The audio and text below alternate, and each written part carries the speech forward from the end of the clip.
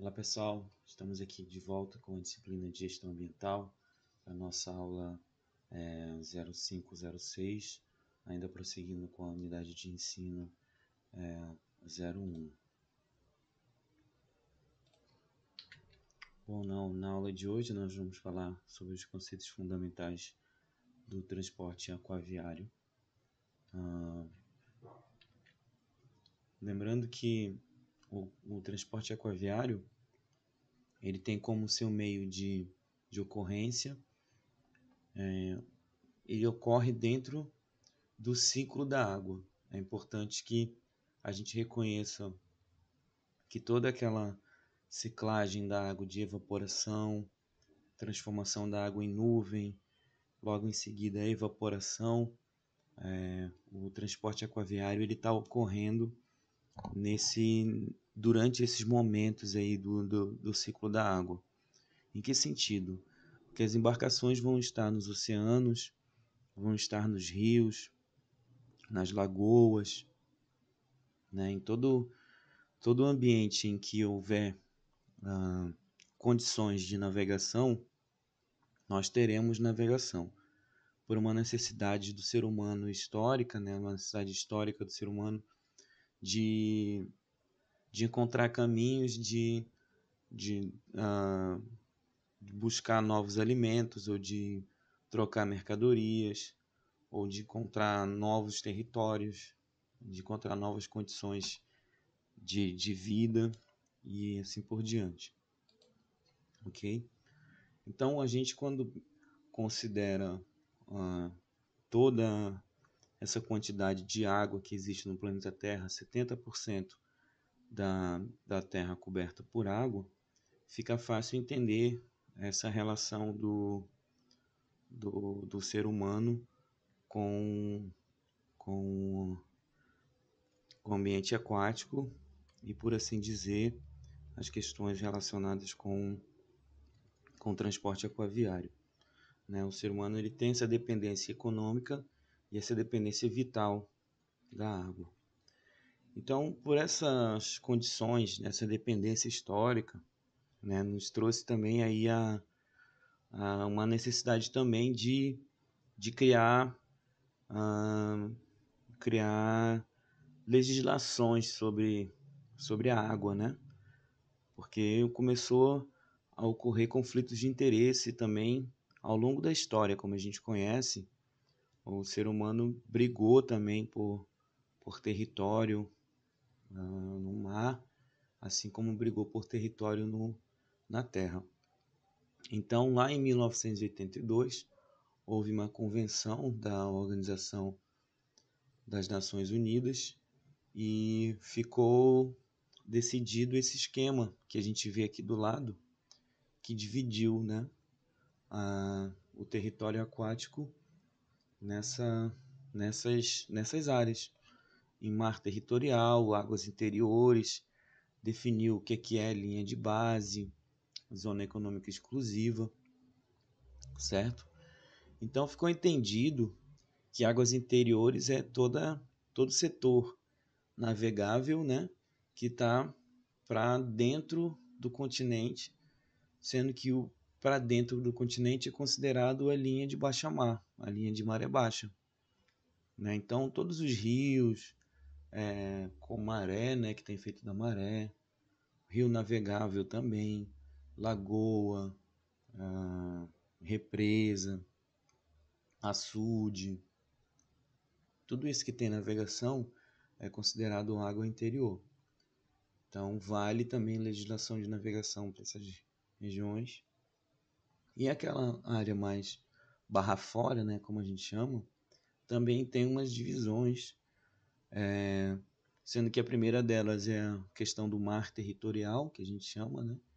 Que a primeira parte do mar territorial são as 12 milhas, as primeiras 12 milhas, considerando mais uma vez a linha de baixa mar, as primeiras 12 milhas nós temos o mar territorial.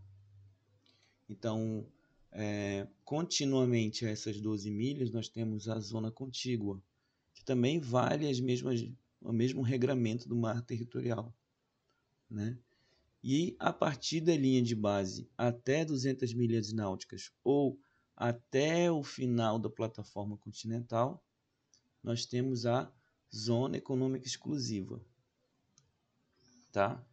Que é uma área onde somente aquela nação soberana, né, onde fica localizada aquela terra, somente aquela nação pode explorar aqueles recursos vivos e não vivos daquela área. Tá? Então ficou definido naquela convenção lá de 1982 que o regramento para o mar, né, e para águas interiores ficaria dessa maneira. Então as nações elas buscam estudar esse território, encontrar informações ambientais, informações também de cunho de proteção, né? Procuram fortalecer suas forças armadas para que não haja assim, né, nenhum conflito de interesse e para que se garanta a soberania nesse território. Então, nesse projeto de garantia da soberania e de garantia de recursos vivos e não vivos numa área anexa à sua, no mar, o Brasil tem também o seu território no mar, que é a chamada Amazônia Azul, que também inclui as águas interiores, né? E o que é a Amazônia Azul, né? A gente tem a Amazônia Verde, que é a floresta, e a Amazônia Azul, gente, representa os oceanos e os rios. E ela tem o tamanho quase do tamanho da Amazônia Verde, né? Se a gente for medir toda a área do mar, mais os rios e tudo, vai dar um tamanho aproximado aí da Amazônia Verde. Então, esse conceito político estratégico de Amazônia Azul serve para a gente visualizar melhor o que é a, essa ideia, a força essa mentalidade marítima, né, sobre a mentalidade do mar, o que é a Amazônia Azul, o que a Amazônia Azul representa, e ao mesmo tempo nos traz a essa divisão aqui. Ó. A Amazônia Azul ela representa tudo isso daqui, né? Representa o espaço aéreo, representa a água, representa o substrato, representa o subsolo também, representa os bichos, representa o petróleo, representa o gás natural, representa todas as riquezas que existem na plataforma continental, no litoral e nas águas interiores dessa região aqui. Tá? Então, isso daqui, na verdade, é o futuro. É onde nós teremos os recursos que vão garantir, né, a produção, né, industrial do Brasil, onde vai garantir o conforto, né, de muitos lares, onde vai garantir a educação, onde vai garantir a economia do país e há também de se proteger esse ambiente e essa área como um todo. E cabe nós como cidadãos e como profissionais também do mar, ok? Então, gente, o litoral brasileiro, ele se divide, né, em norte, nordeste, sudeste e sul, sendo que o Brasil é o quinto país do mundo, em considerando sua área total. E o litoral do Brasil tem 7.367 quilômetros. Né? Se a gente considerar as reentrâncias, né, as curvas que ele tem, são quase 9.000 quilômetros aí de extensão. As diferenças do litoral norte, nordeste, sudeste e sul é a ocorrência de manguezais, principalmente na costa norte e nordeste, e um litoral mais arenoso e rochoso a partir do sudeste e sul. Então, a geografia, né, a fisiografia do litoral do Brasil, um litoral de plataforma, com baixa ocorrência de cânions submarinos, e a gente tem uma plataforma relativamente larga. A plataforma continental é a projeção do continente no mar, né?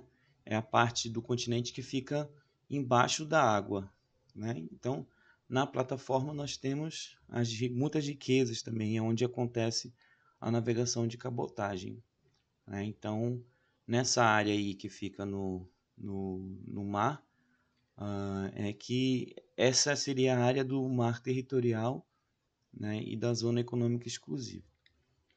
Tá? Então, esse setor ele tem uma divisão também, né, de acordo com a sua profundidade, de acordo com a sua proximidade da linha de costa, né, sendo que o setor mais distante do litoral nós chamamos de oceânico, o setor mais próximo do litoral nós chamamos de nerítico, né? E aquele setor que eu estou entre a linha de pré-mar e a linha de baixa-mar, eu chamo de litoral, tá? E uma característica legal da zona costeira é que ela representa a área como um todo, tanto o espaço aéreo quanto o espaço terrestre, e ela abrange a faixa marítima e a faixa terrestre também. E é interessante destacar que na zona marítima, na zona costeira, perdão, muitas pessoas habitam, né? 80% da população, né, está concentrada na zona costeira, devido às suas facilidades, né, por ser mais próximo do mar, ser mais próximo de fontes de água.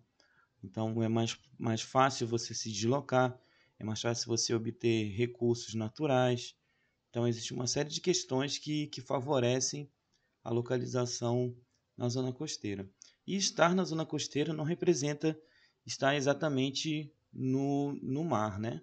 Quem também é ribeirinho é considerado morador de zona costeira, também mora no litoral, né? Então, porque também está nessa dependência da água, precisa estar próximo da água para ter essas atividades essenciais ali, sejam elas econômicas, sejam elas vitais, desenvolvidas à plena forma.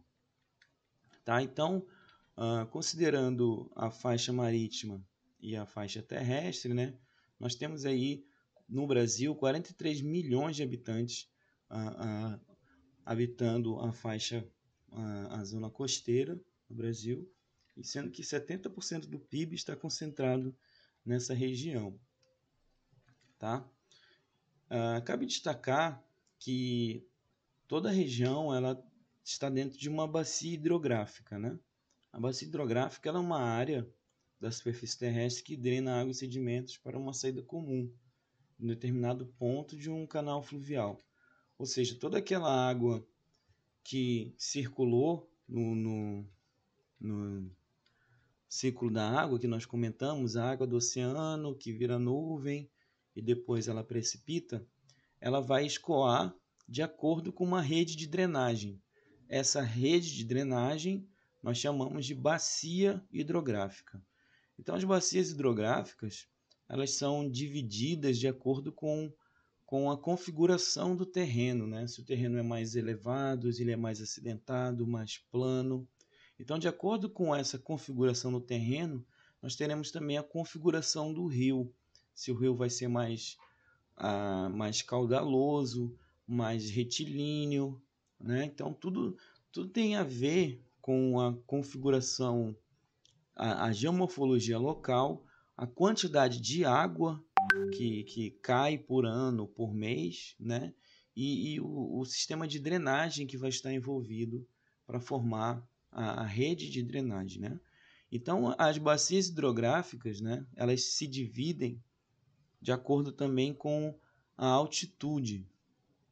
Por exemplo, se eu tenho duas bacias hidrográficas muito próximas, elas não vão se juntar. A água vai escoar para um lado e vai escoar para o outro lado, e elas vão ter um pico, né? Vai ter um pico que vai dividir, né? Como se fosse um telhado, duas águas, né? Uma casa com duas águas, né? Se vocês observarem aqui, dá para a gente ter uma noção disso, né? Então isso nos leva àquele termo, divisor de águas. Então toda bacia hidrográfica tem um divisor de águas, tá? Então, esse divisor de águas serve para separar as bacias hidrográficas, e aí com isso você tem a drenagem do determinado rio, que aqui está em inglês, né? Stream A, mas é rio A, e o outro é rio B, escoamento A, escoamento B, que vai ser a drenagem, né? Então, com isso, nós temos duas bacias de drenagens aqui em separado, ok? Então, o que a gente pode entender sobre isso, gente? Que o rio ele faz parte do ciclo hidrológico, uma vez que ele recebe aquela água que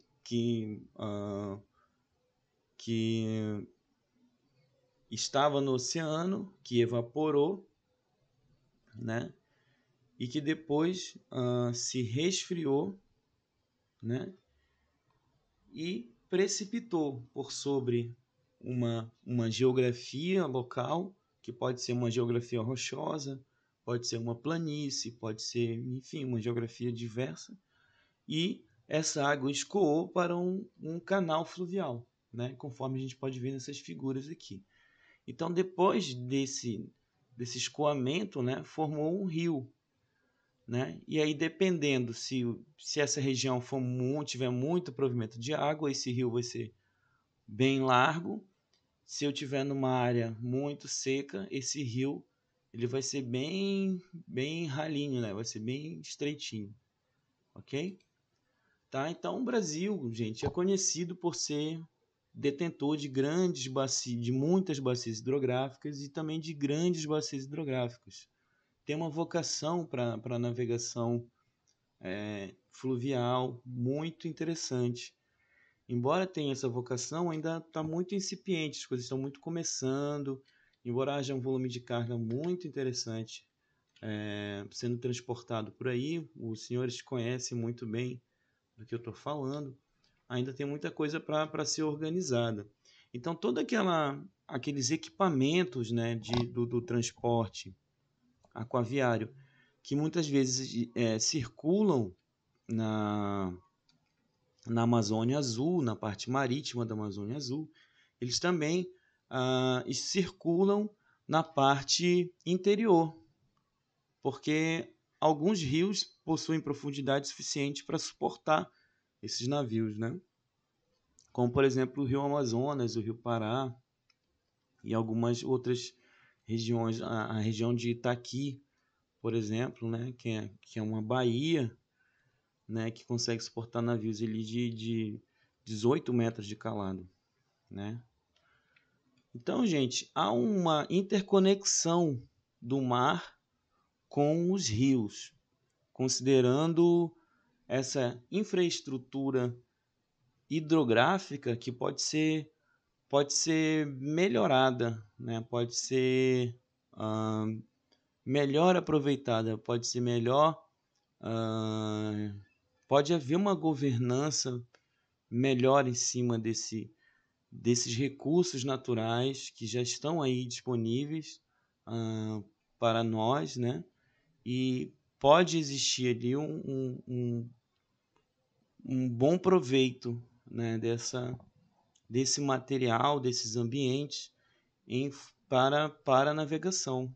Então, considerando esses conceitos, esses ensinamentos, né, e essa projeção futura, a gente ainda tem muito o que crescer, né? Então, embora a gente tenha 20 mil quilômetros de rios navegáveis, né, ainda não há esse desenvolvimento que a gente precisa, mas a gente não pode desanimar, né, do ponto de vista profissional.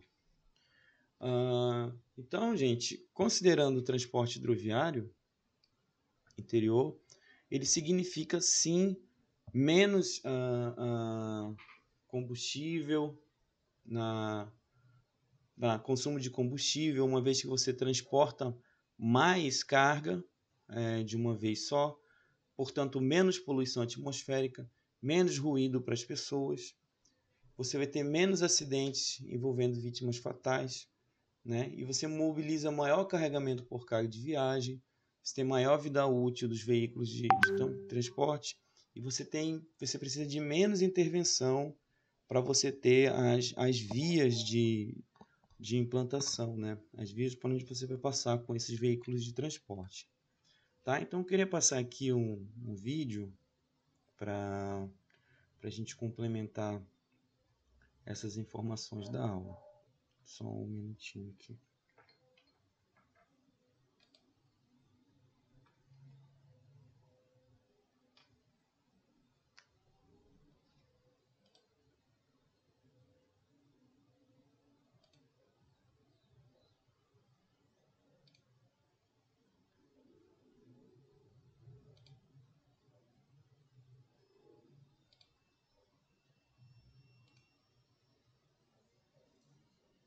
Quase 10 milhões de toneladas de grãos vão ser transportadas este ano pela hidrovia Tietê-Paraná. O transporte pelo rio custa menos de 1/3 do transporte rodoviário. Milho, soja, óleo vegetal, madeira, carvão e cana-de-açúcar. Esses são os principais produtos transportados pela hidrovia Tietê-Paraná. O vai e vem das barcaças é sinal de que a hidrovia retomou suas atividades. Foram 2 anos de paralisação, de maio de 2014 a janeiro de 2016. O motivo foi o baixo nível de água dos reservatórios Ilha Solteira e Três Irmãos, o que impedia a passagem das embarcações. 3.000 trabalhadores foram demitidos neste período. Só que agora, depois do período de estiagem, os 2.400 quilômetros de extensão da hidrovia voltaram a receber os comboios. A hidrovia Tietê-Paraná é um importante corredor para escoar a produção dos estados de São Paulo, Minas Gerais, Goiás, Mato Grosso e Mato Grosso do Sul. A principal vantagem é a relação custo-benefício. Um comboio com 4 barcaças como esta é capaz de carregar o equivalente a 200 caminhões. A hidrovia, pela sua condição, pelos preços menores, sem dúvida alguma, cai como uma luva aí nessa questão. Se a gente colocar uma base 100 na rodovia, a hidrovia representa 30% desse custo. Mas, sem dúvida, é um ponto importante para o escoamento da produção a um custo de frete muito baixo. A hidrovia fechou 2016 com 8 milhões e 700 mil toneladas de produtos transportados. A expectativa é que 2017 encerre com uma movimentação 10% maior, totalizando a navegação de 8 bilhões de reais em mercadorias por esse rio de negócios. Boa parte dessa produção passa pelo Porto Intermodal em Pederneiras, no centro-oeste de São Paulo. Aqui é feito transbordo e os produtos seguem de trem para o Porto de Santos. A hidrovia hoje, para nós, é um segmento muito forte, tá? Então esse ano será um recorde para as empresas aí no segmento da hidrovia aí. Bom também para quem explora o turismo pelo rio. Todos os anos, mais de 300 mil pessoas navegam de barcos por essas águas. A gente comemora, fica muito feliz, afinal são parceiros. O turista, né, que está passeando, que está navegando com a gente. Quando encontramos uma barcaça daquela, um comboio, que mede 140 metros, eles adoram, eles ficam extasiados, que são imagens assim que você só vê em filmes, né? Então, uma coisa está muito ligada à outra. Mas os ganhos não são apenas econômicos. O transporte de cargas pela hidrovia também faz bem para o meio ambiente. Se você imagina um comboio com 2 motores funcionando, contra 200 carretas com 200 motores funcionando, emitindo gases poluentes, gases de efeito estufa, gerando uma série de resíduos como óleo lubrificantes, pneus, resíduos perigosos. Então, o custo ambiental da hidrovia é muito menor.